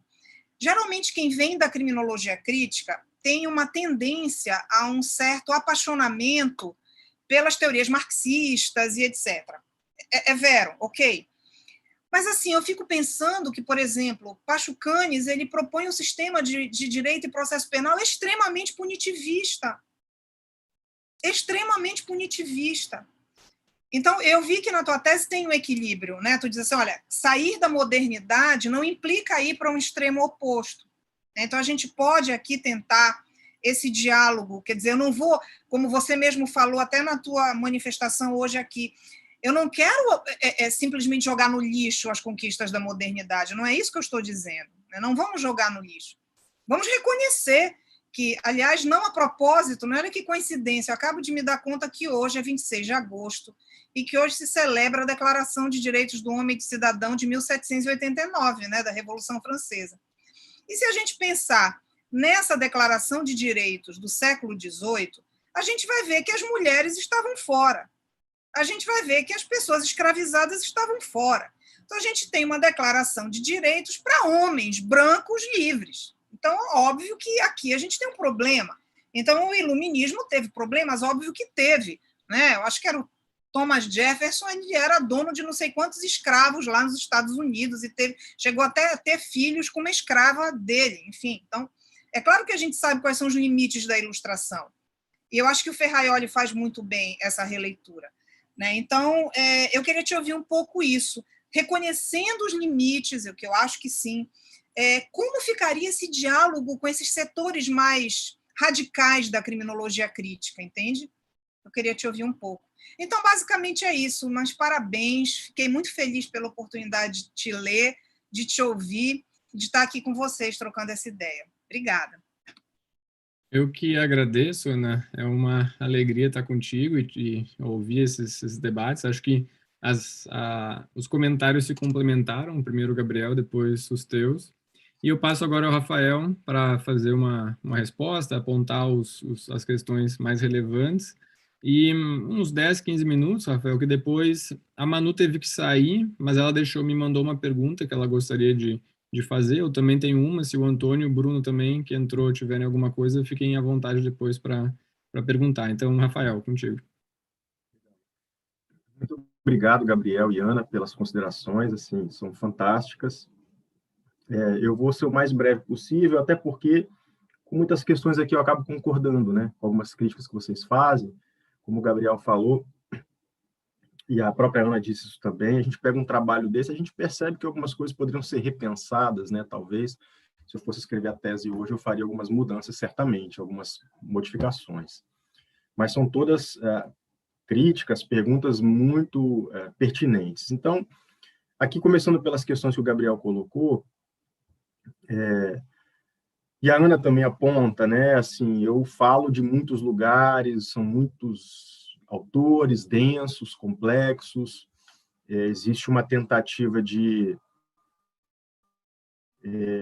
obviamente, não aprofundo todos esses autores, alguns fazem parte daquilo que seria a matriz teórica, ou o marco teórico do trabalho, outros acabam entrando ali em alguns momentos, mas eu concordo com essa crítica. Se fosse fazer o trabalho hoje, eu provavelmente repensaria a inserção de alguns desses autores. Eu acho que isso decorre um pouco da empolgação do doutorando e da necessidade de você também desenvolver um trabalho que seja, não que exponha a totalidade do pensamento em relação a algumas ideias, mas a gente tem essa pretensão de, se não esgotar, de ser o mais profundo possível em alguns pontos, mais claro, né? Então, eu acho que aqui é uma questão que eu coloco até mesmo, e o Gabriel coloca isso muito bem, no direito a gente tem essa ideia de que trabalhos extensos, né, são melhores, preciso fazer uma tese de 600 páginas, e de fato eu concordo com o Gabriel, eu acho que não é isso, né? A minha tese, ela não chegou a tanto, tinha ali suas 240 páginas, eu acho, mas, enfim, eu concordo com essa questão. Acho que a gente poderia aqui, sim, se fosse hoje, eu repensaria a inserção de alguns autores, né? Porque você acaba tirando um pouco a força e o foco de algumas discussões que poderiam ser aprofundadas a partir de certas autoras ou de certos autores, de uma determinada linha de pensamento. O Nietzsche, o Gabriel faz um apontamento aqui interessante, Gabriel, assim, eu não sou um profundo conhecedor de Nietzsche, né? Você percebe que eu faço algumas referências ao Nietzsche no trabalho, até muito em razão do próprio Foucault, né? Isso tem uma tentativa também de estabelecer um diálogo. Foucault me leva a Nietzsche. Eu não sou um nietzschiano, assim, convicto, mas quando eu comecei a usar o autor, eu recebi algumas críticas na época, ainda no grupo de pesquisa lá do doutorado, né? E uma das críticas foi que tanto Nietzsche quanto Foucault são extremamente céticos, nihilistas, né, antimodernos, e que se eu usasse usar Nietzsche não seria possível numa tese de doutorado, assim como já recebi críticas por usar, por exemplo, Agamben num texto, né? Uma vez eu submeti um texto para publicação e um dos pareceristas disse o seguinte: olha, esquece Agamben prega o fim do direito. Então, você não pode usar Agamben como marco teórico para uma discussão séria no campo jurídico. Então, eu recebi algumas críticas também por usar Nietzsche, por utilizá-lo em alguns pontos do trabalho, e, de fato, eu acho que o Nietzsche, quando trabalha a questão da punição, é muito mais relevante do que para a discussão sobre a verdade, talvez. O que me leva a Nietzsche foi basicamente o percurso ou a passagem por Foucault. Né? Isso acabou me conduzindo também a Nietzsche. Eu achei, sinceramente, que esse diálogo seria interessante, seria importante para o trabalho. Nietzsche como cético que era em relação à verdade como valor, né, do ponto de vista moral. Eu acabei transportando essa discussão para o processo, mas entendo a sua crítica, né, no sentido de que fica um pouco deslocado trazer Nietzsche para um debate no âmbito do processo. Acho que, mas na minha mente isso estava claro, que não era propriamente de processo penal que Nietzsche estava falando. Alguns alemães, inclusive, trabalham, né, o próprio Scherer, que foi meu supervisor no pós-doc, ele trabalha uma tentativa de... Aqui no Brasil também o Hamilton, né, Bueno de Carvalho, trabalha muito com Nietzsche dentro da teoria penal, vão tentar fazer uma espécie de teoria penal a partir de Nietzsche. Então, existem alguns autores, alguns criminólogos, alguns penalistas que vêm se apropriando do pensamento de Nietzsche, inclusive para discutir, você sabe certamente disso, né, Gabriel, muito bem, essa perspectiva, como ela tem sido apropriada, utilizada em muitos trabalhos no âmbito do direito penal e da criminologia. De fato, mais uma vez, acho que o Gabriel está certo, existem muitas teses dentro da tese, né? Existem capítulos aqui, tópicos, que dariam uma tese por si só, né? Mais uma vez, eu acho que isso decorre, talvez, de até uma certa ansiedade ou um desejo de desenvolver as ideias, os temas, tentar ser o mais, não profundo, mas o mais claro possível nas abordagens, né? Então, são críticas pertinentes, são críticas com as quais eu concordo, né? O Gabriel mencionou aqui alguns tópicos da tese que dariam outros trabalhos, outras teses, e de fato tem razão. Quanto à pergunta assim, que o Gabriel coloca, de como ficaria a superação da Inquisício por um modelo alternativo, pela tolerância, por exemplo, né? Ou como pensar nesses mecanismos que seriam aptos a combater a Inquisício, talvez Foucault possa nos dar algumas pistas, Gabriel. Assim, eu fico pensando sempre na microfísica do poder, né? Porque, assim, como o poder é exercido, não existe ninguém detém esse poder se exerce. E aí eu fico imaginando que talvez a forma de superação ou de ruptura se dê exatamente a partir dessa perspectiva, né? Foucaultiana, talvez, e aí quando ele vai discutir sociedade disciplinar e privilegia essa microfísica do poder, né, mais do que um superpoder, um poder que vai se disseminar, que vai correr por toda a sociedade, por toda a rede social. E o problema é que esse poder acaba não sendo mais percebido como poder por alguns, né? Essa talvez seja a grande dificuldade. O Tiago, a gente falou aqui do Tiago, ele sempre dizia isso, ele dizia assim, Rafa, não é o ser que entra na instituição, é a instituição que entra no ser. Com as máximas vênias aqui, a Ana, mas o sujeito entra no Ministério Público, e aí a fala da Ana ela é emblemática. A nona vara, todo mundo quer que caia lá. Ela só reforça isso. O sujeito entra no Ministério Público, ou passa no concurso da magistratura, ou se torna delegado, e aí você tem o quê? Não é um indivíduo que entra na instituição, a instituição entra nele, porque são valores que acabam sendo inculcados. É um imaginário acerca daquela instituição, um imaginário sobre o crime, o criminoso, né? São discursos hegemônicos no âmbito do sistema de justiça criminal sobre como lidar com o crime. Então, a gente não consegue romper com esse binômio crime e castigo, ou a ideia de que o processo é o único meio de resolver esses conflitos. Então, talvez essa ruptura ela possa se dar a partir da própria disseminação de uma nova racionalidade, de uma nova cultura a partir das instituições. Talvez eu não sou um sujeito que abdica da ideia das instituições democráticas, sabe? Eu acho que elas têm um papel a cumprir e são fundamentais. Mas, ao mesmo tempo, aí eu já pego aqui um gancho um pouco na fala da Ana, nas questões que ela coloca, eu tenho uma certa dificuldade, aí talvez o meu ceticismo nesse ponto, né, da capacidade de nós transformarmos as nossas instituições num contexto de estrutura autoritária. E aí é o problema que eu vou apontar na tese de que não seria possível abolir o sistema de justiça criminal ou mesmo achar que a justiça restaurativa é a solução para todas as mazelas do sistema penal sem uma transformação da conjuntura socioeconômica ou sem uma transformação institucional. Porque senão seria só mais do mesmo, eu só vou chamar de outra coisa. Eu também não posso universalizar a justiça restaurativa, porque senão eu caio no mesmo problema do processo. Né? A ideia de que os abolicionistas, por exemplo, o Nils Christ, vai dizer, olha, são conflitos que eu preciso tratar de maneira diferente. A resposta não precisa ser necessariamente a mesma, a pena privativa de liberdade, o processo penal para todo e qualquer conflito. Mas eu tenho, de fato, aí uma dificuldade de acreditar, embora eu concorde nessas reformas, elas são... Eu trabalho na perspectiva de redução de danos. Eu acho que as reformas penais e processuais, dentro daquilo que nós temos, talvez vamos chamar de reformista, né? O cara vai dizer assim, pô, mas você está fazendo um trabalho com potencial crítico, perspectiva abolicionista, e agora está se conformando com reforma, você virou um reformista. Olha, sendo bem realista, dentro do nosso contexto, é trabalhar com uma estratégia de redução de danos.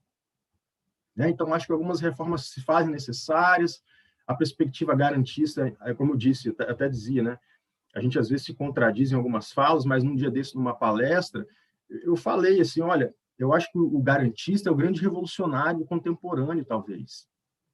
Porque o iluminista é o grande revolucionário, porque no Brasil a gente não chegou nem no iluminismo ainda. O sistema de justiça criminal, ele não consegue nem entender o princípio da legalidade. Né? A gente não consegue observar nem a legalidade. Estrita legalidade no direito penal, princípio de legalidade no processo penal. Então a gente ainda está na pré-modernidade, talvez.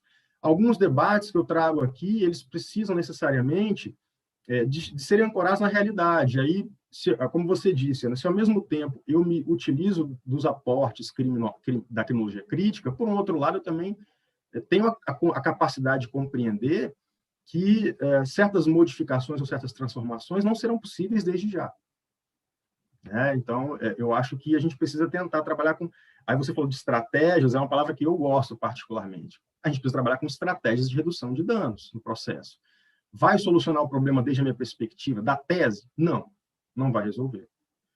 É como você bem coloca. Eu não consigo transformar uma estrutura autoritária, um processo que surgiu em 1941, por exemplo, a partir de uma matriz fascista de Rocco na Itália, e muito antes, já antes desse Código de 41, eu não consigo transformar essa estrutura, não consigo transformar as instituições a partir de uma mudança legislativa. Isso seria uma inocência, talvez uma ilusão muito grande. Seria um pouco daquilo que eu vou chamar das ilusões da razão punitiva. Nós vamos conseguir modificar a nossa realidade a partir de uma transformação das leis penais. Então, assim, eu tenho aí uma visão um pouco mais, talvez, cética, de fato, mais pessimista, de que a gente não conseguiria. Por isso que eu acho que o risco que a justiça restaurativa, que a justiça reconstrutiva, como queiram chamar, corre é altíssimo, de uma cooptação desse modelo pela racionalidade penal, por essa estrutura. Então, a gente, por exemplo, a prisão preventiva no Brasil, vamos mudar a estrutura das prisões cautelares, vamos utilizar medidas cautelares alternativas. Na prática, o que a gente tem? Um fetiche pela fiança. Então, parece que a única medida cautelar alternativa que existe é a fiança, e, no final das contas, as cautelares alternativas não são alternativas, elas só sofisticaram o aparato punitivo, porque agora o magistrado tem, além da prisão preventiva, que ele continua tendo uma obsessão por ela, ele tem as medidas cautelares alternativas. Então, eu, de fato, acho que essas reformas, às vezes até bem intencionadas, elas acabam, a partir da mentalidade inquisitória ou da racionalidade penal, elas acabam só sofisticando esse aparato punitivo. Pena alternativa. Aí a gente pega o juiz lá que diz assim, não, mas aqui o réu vai para o regime aberto, vai para o semiaberto, vai para o aberto, não, vou impor uma pena alternativa aqui. Ele distorce a lei para tentar fazer o cara sofrer algum tipo de sanção, porque não tem caso de albergado, então ele quer aplicar de qualquer jeito uma punição. Então, de fato, você não consegue transformar essa estrutura a partir só dessas reformas, embora eu concorde. Dentro do que nós temos hoje, dentro da nossa realidade, elas são necessárias. A gente está discutindo a juiz de garantia, está lá suspenso. Que tanto se almejam os garantistas. Ana tem razão quando coloca aqui, eu senti falta disso depois, quando coloca que talvez eu deveria aprofundar um pouco mais o debate com o Ferraioli, porque eu parto de premissas antigarantistas, de fato, acho que a tese, eu acho que eu não daria conta, sabe, Ana, assim, sendo bem honesto, eu não conseguiria, em tempo hábil, apresentar uma tese que pudesse passar por essas críticas, fazer uma contraposição aos axiomas do Ferraioli, ao trabalho dele, aos princípios dele, que, sem dúvida, é um dos trabalhos importantíssimos que nós temos. Direito e Razão e tantas outras obras são fundamentais, e eu acho que a gente precisa conhecer melhor a obra do Ferraioli para poder criticar, inclusive. Porque existem críticas que acabam sendo levianas, mal feitas, superficiais, como é a crítica muitas vezes feita a Kelsen, por exemplo. Tem autores tem aqueles autores que são os autores da moda, todo mundo cita, Dworkin, Alexi, e tem os autores que são criticados porque também está na moda criticar. Então, todo mundo sempre criticou, desde a graduação, eu lembro, todo mundo criticava Kelsen, mas pouca gente tinha lido Kelsen de verdade. Então, todo mundo quer criticar Carl Schmitt, mas Carl Schmitt é um monstro do ponto de vista da teoria do direito, assim, da teoria do Estado. Eu não tenho condições de criticar Carl Schmitt se eu não ler a obra do sujeito. Mas foi vinculado ao nazismo. Aí agora tem a crítica, sei lá. Então, eu acho que isso tem que ter... A crítica pela crítica, ela, às vezes, é um pouco complicada. A gente tem que conhecer esses autores para fazer uma crítica que não seja rasteira, uma crítica, às vezes, leviana até. Então, assim, eu concordo. Acho que aí eu precisaria de mais tempo, de fato, para passar por essa análise, para fazer A teoria garantista, ela é sofisticada, e eu precisaria de mais tempo para poder fazer essa contraposição às ideias do Ferraioli. Eu acabei assumindo alguns pressupostos que são realmente antigarantistas. Passei um pouco por algumas questões, mas não aprofundei suficientemente. E sobre essa questão dos abolicionistas, defendendo o que você coloca, assim, até punição, quando se trata de feminicídio, quando se trata da criminologia feminista, Eu acho que está muito ligado ao que a professora Maria Lúcia Caram trabalha como esquerda punitiva, né?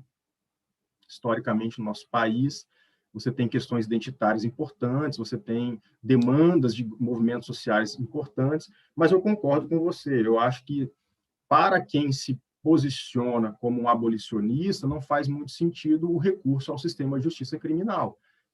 É achar que a Lei Maria da Penha vai resolver um problema estrutural, uma desigualdade entre homens e mulheres, uma cultura patriarcal, machista nessa sociedade, e o sistema de justiça criminal ele não vai solucionar esse problema, que ele vai produzir novos problemas, vai gerar mais violência. Mas existe uma função simbólica da lei penal, pedagógica. Bom, existem outros mecanismos da gente tentar transformar essa realidade que não pelo sistema penal. Se você é um abolicionista, de fato, para mim, não faz muito sentido, né? Então, eu concordo com a sua crítica. Tem até um texto, Antônio participou de um livro que eu organizei, publicado ano passado, com um artigo belíssimo, e tem um texto lá de uma professora da Alemanha, que eu traduzi, que é a professora Mônica Frommel, da Universidade de Kiel, e o texto se chama Criminologia Feminista, e ela faz algumas críticas nesse sentido, né? De que, por exemplo, as mulheres, as pessoas identificadas com o movimento feminista, elas acabam se apropriando do sistema penal e utilizando o direito penal como uma bandeira nesses casos. Ou a gente achar, por exemplo, que vai igualar a balança usando mais sistema penal contra os crimes econômicos, por exemplo, para igualar, para tentar resolver o problema da seletividade penal. A gente não precisa de mais direito penal nos crimes de colarinho branco, a gente precisa de menos direito penal nos outros crimes. Acho que o caminho seria esse, né? Então, eu concordo com a sua crítica. Já sofri muitas críticas também, porque uma vez estava, inclusive, com o Tiago num seminário na UFES, aqui em Vitória, na Federal, e aí a gente falando sobre a Lei Maria da Penha, né? Eu fiz uma análise mais processual e ele criminológica, quando acabou um grupo de mulheres que estavam na plateia, na palestra, nos chamou num canto, e aí ele olhou para mim assim, né? Porque elas estavam meio bravas, ele ficou meio assustado, e aí ele falou assim, professor, mas essa palestra de vocês é um escárnio, falou assim. Eu falei, mas um escárnio por quê? Isso é um absurdo. Como que vocês vêm aqui fazer várias críticas à Lei Maria da Penha? A Lei Maria da Penha é uma conquista das mulheres nesse país. É uma lei importante. Vocês são homens. Qual é o lugar de fala de vocês? Homens brancos falando sobre criticando a Lei Maria da Penha? Quem são vocês para falar de Lei Maria da Penha? Vocês já sofreram violência? Nunca vão entender o que é isso e tal. Fizeram uma crítica, assim, né? E aí a gente ficou até meio constrangido naquela situação. Então, vocês precisam entender que a lei é importante, ela tem um papel simbólico de transformação e etc. Aí a gente ficou um pouco constrangido, a gente falou, olha, do ponto de vista processual, dogmático, existem algumas críticas aqui e tal, e eu acho que mesmo vocês estão sendo um pouco ludibriadas por um discurso de que o direito penal vai transformar essa realidade. Isso é muito mais simbólico. Tentamos ser didáticos e explicar para elas o que era a nossa fala, o que a gente pretendia, né? E aí eu me lembrei um pouco do Habermas, né? Assim, os envolvidos, eles têm que ter fala. Os afetados têm que falar, têm que participar do debate. É claro que eu, na condição de homem, nunca vou entender certas coisas, por mais que eu entenda me colocar no outro, por mais que eu faça esse exercício de alteridade também. Mas eu, de fato, concordo com a sua crítica, né? Eu acho que não é o caminho. Não é o caminho. Bom, são só algumas questões, Vinícius, que eu queria colocar aqui. Eu não consigo, talvez, esgotar todas as perguntas ou as críticas que Gabriel e Ana fizeram, mas acho que, no geral, era isso. Ótimo. Não, acho que a gente está fazendo um debate bem interessante. A Manu, que estava aqui, pediu desculpa por ter saído um pouquinho mais cedo. Ela me mandou uma pergunta que tem um pouco de relação com a que eu iria fazer. Eu vou ler aqui um trecho rapidamente. Ela disse que gostou muito da tua tese, que ela achou muito interessante a leitura crítica e que essa leitura crítica realmente, dificilmente seria otimista. E aí ela disse que ela é bastante provocada pelas leituras pós-teoria crítica, em especial pós-Foucaultianas, que pensam nas necessidades e formas de agir apesar da crítica. Parte dessas leituras, inclusive, pensadas a partir da praxe dos movimentos sociais. No caso dos Estados Unidos, por exemplo, o movimento feminista e negro. Então, no campo do processo, ela pergunta, basicamente, se essa teoria abolicionista e crítica, como que ela vai dar conta de pensar alguns problemas da prática, que ela diz que são problemas experienciados por alguns atores sociais. E ela cita o exemplo de buscas pessoais, onde existem vários critérios raciais que causam abusos e que, numa prática, precisam ter, eventualmente, respostas no sentido de redução de danos, como tu bem colocou. E ela disse, olha, como que essa pauta crítica abolicionista pretende dar respostas também a esses problemas práticos que, eventualmente, os mecanismos próprios do processo penal podem tentar reduzir alguns danos. E acho que espero ter expressado a pergunta dela adequadamente. A pergunta que eu ia fazer, e depois passo para o Antônio disse que gostaria de também formular um questionamento, seria com, sempre nas teses, né, a gente aqui no seminário fez um formulário, e a última pergunta, o último quesito do formulário, é possíveis pautas de pesquisas futuras, a partir daquilo que foi encontrado na tese. A tua tese, como estabelece diversas premissas teóricas, me parece que seria muito frutífera para orientar pautas futuras de pesquisa, possíveis espaços de modificação ou de reforma. E eu ia te perguntar isso, tem ali um trecho da tese, tu fala sobre o modelo de inquérito, epistemologia da verdade, e tu chega numa conclusão de que o processo penal acusatório consiste em uma impossibilidade lógica, epistemológica e política. Aí eu ia te perguntar, esse conceito de sistema acusatório, tu parte da ideia de modelo de inquérito, aquela ideia mista, em que tu tem um inquérito antes que acaba transformando o próprio processo, que pretensamente seria acusatório de partes, em uma farsa? Seria isso, essa inviabilidade, essa impossibilidade lógica, política e epistemológica? Então, eu ia te pedir para ver falar um pouco mais sobre essas pautas futuras e eventuais reformas possíveis no processo penal a partir disso. Então, fica a pergunta da Manu e o meu comentário geral. Antônio, gostaria de fazer um comentário, uma pergunta? Fiquei totalmente à vontade e te agradeço pela participação, também ao Bruno, que entrou depois. Antônio, fica à vontade. Obrigado, Vinícius. Bom dia. Peço desculpas, eu tinha a ideia de chegar na hora, mas atrasou uma orientação que eu tinha antes, e aí eu só consegui entrar depois da fala, da apresentação do Rafael, mas ouvi ainda os comentários do Gabriel e da Ana Cláudia, aqui também, enfim, saúdo, mas peço desculpas, acabei perdendo a fala inicial do Rafael, que foi o menos grave, porque a tese eu já conhecia, de modo que seria mais grave perder os comentários que eu não conhecia. Bom, eu queria falar muito rapidamente, fazer uma pergunta que me surgiu. Rafael, eu sou admirador já de longo tempo da pessoa e das ideias, e concordo, não é, com essa perspectiva quase, entre aspas, heróica de uma proposição crítica que, enfim, diga, bom, desse jeito não pode ir, não tem como ir. Quer dizer, essa ideia de que nós precisaríamos de uma coisa muito diferente para que funcionasse, se é que funcionaria, não? Uma ideia,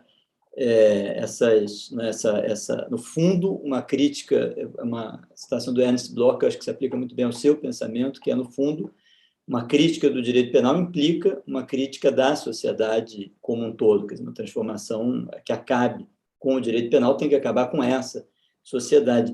Eu até estranhei, porque a minha lembrança da leitura do Pachucanes era no sentido de que nós tínhamos que abandonar o direito. A professora Ana Cláudia falou de um processo penal muito punitivista. Eu me lembrava do Pachucanes, na verdade, como uma ideia de que, na verdade, nós temos que acabar o direito como, na sua estrutura, né, de direito burguês. Mas a minha pergunta é vinculado com isso, sobre um ponto muito específico do que você falou, quando você diz que, bom, nós precisamos de algumas estratégias de contenção e nós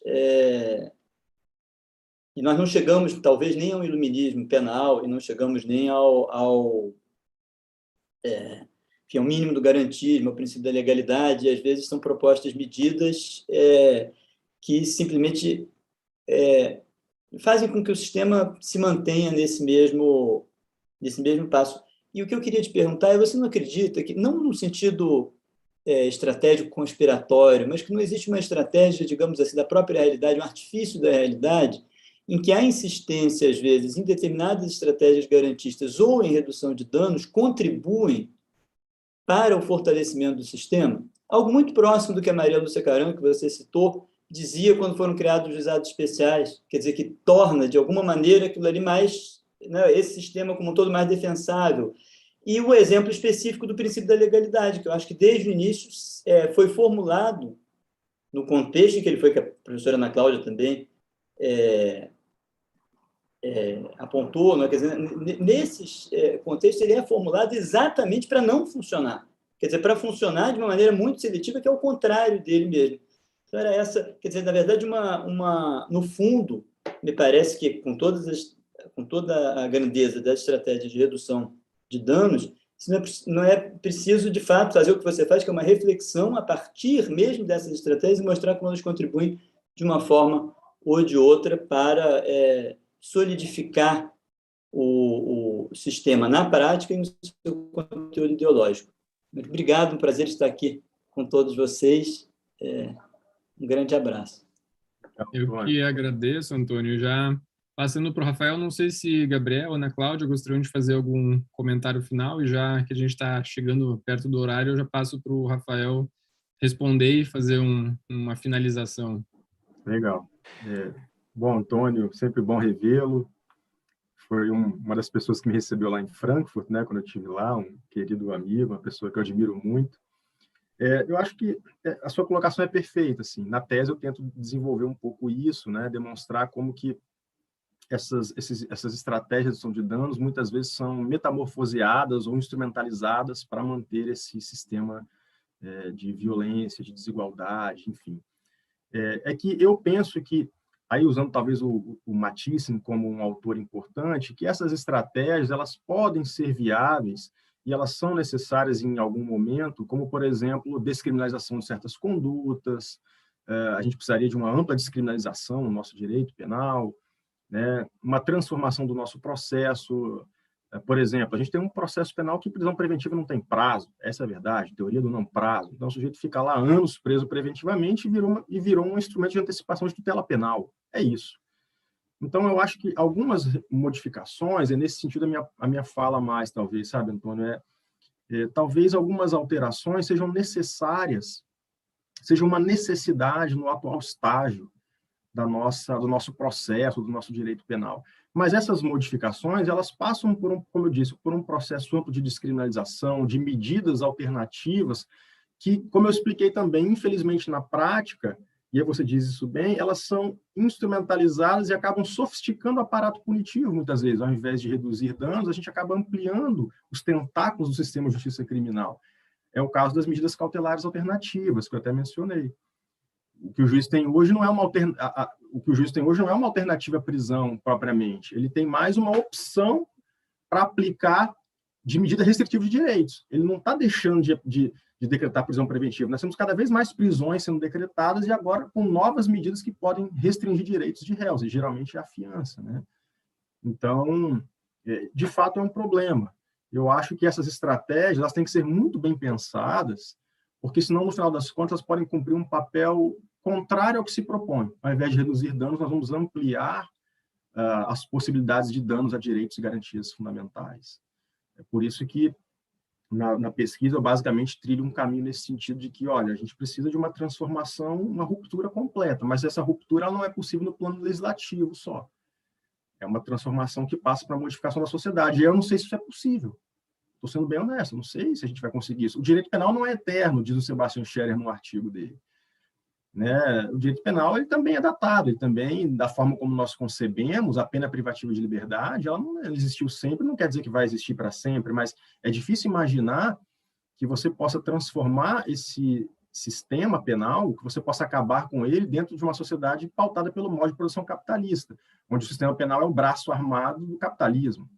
Ele é funcional a esse modo de produção, a esse modelo societário. Então, é de fato muito complexo, né? Para alguns abolicionistas, sim, e aí é sempre bom dizer, a Ana falou das críticas, né, a alguns abolicionistas, como eu falei, é um movimento heterogêneo. Você tem, por exemplo, o Nils Christie, que muda de posição, que vai dizer que uma certa quantidade de crime ou de pena é necessária. Então, O Mathiesen fala em estratégias de longo prazo, então o garantismo seria mais ou menos como dentro da perspectiva comunista, né? O socialismo é um passo para o comunismo, o garantismo seria um passo para o abolicionismo. Não sei se é o caminho também. O Roosevelt vai dizer, não, vamos acabar com isso hoje, a gente acaba hoje com o direito penal.